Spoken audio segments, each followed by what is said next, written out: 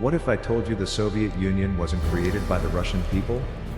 What if it was a startup, funded with 50 million marks in German gold? This is the story of how Germany, in a desperate attempt to win one war, accidentally started a much, much colder one.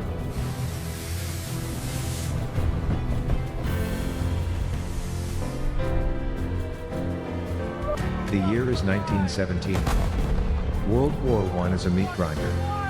On the Western Front, millions are dying in the mud of France. On the Eastern Front, Germany is stuck in a brutal fight with Imperial Russia. The German High Command, led by the iron-willed General Ludendorff, knows they are desperate. They are fighting a two-front war, and they are losing. Our situation is precarious, Ludendorff wrote, we must strike. Not with a sword, but with an idea.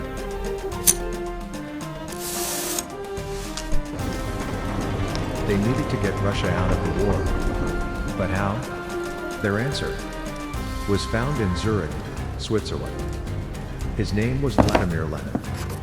He was a political nobody, a loudmouth, exiled radical with wild ideas about a global proletariat revolution.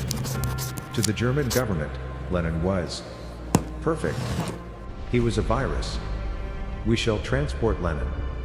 Like a plague bacillus, one German strategist famously said. They would smuggle him into Russia, let him loose, and watch him burn the country down from the inside.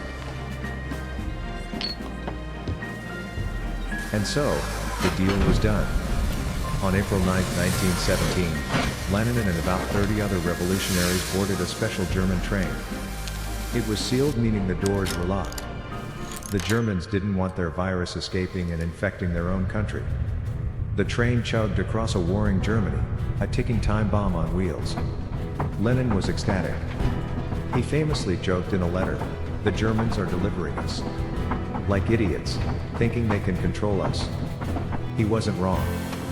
When the train finally arrived at Finland Station in Petrograd, Lenin stepped out, and history cracked in half. The German plan worked. At first, Lenin, fueled by German gold, seized power in the October Revolution. His first act? He signed the Treaty of Brest-Litovsk. Russia surrendered, pulling out of World War I and giving Germany massive territories. Ludendorff had won. He had closed the Eastern Front. But he had also just created the Soviet Union. And here is the fatal miscalculation. Germany thought they could control Lenin. They thought he was their tool. They were wrong. Germany would go on to lose the Western Front just 1 year later. Their Kaiser was overthrown. Ludendorff was disgraced. And Lenin? His new Soviet Union grew. It became a totalitarian monster.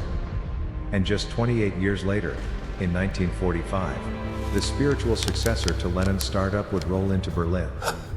The Red Army would raise their flag over the Reichstag, completing the circle of history's greatest irony.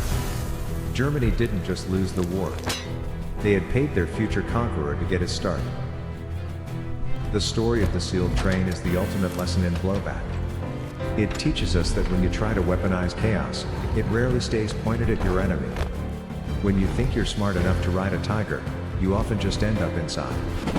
Germany wanted to win a battle, but they ended up losing the century.